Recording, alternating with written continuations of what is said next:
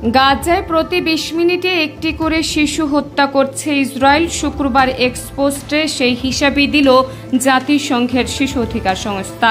বলেছে, যুদ্ধ শুরু হওয়ার পর থেকে গাজায় এ পর্যন্ত ৫০,০০০-এরও বেশি ফিলিস্তিনি শিশু নিহত বা আহত হয়েছে।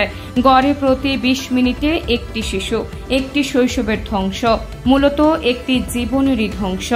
আল জাজিরা। গত কয়েকদিনের মতো শুক্রবারও গাজার ত্রাণের লাইনে ভিড় করা ক্ষুধার্তদের উপর গুলি চালিয়েছে ইসরায়েল। এতে ২০ জন আহত হয়েছে। গাজার হাসপাতাল সূত্র জানিয়েছে, মার্কিন সমর্থিত গাজা হিউম্যানিটেরিয়ান ফাউন্ডেশনের একটি ত্রাণ বিতরণ কেন্দ্রে পৌঁছানোর চেষ্টা করার সময় গুলি চালায় ইসরায়েল।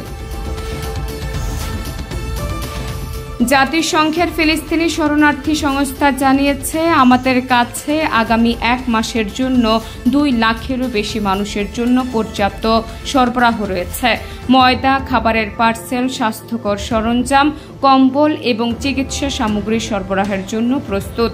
গাজার স্বাস্থ্য মন্ত্রণালয় জানিয়েছে, শুক্রবার ইসরায়েলি হামলায় গাজায় ২৮ জন নিহত হয়েছে।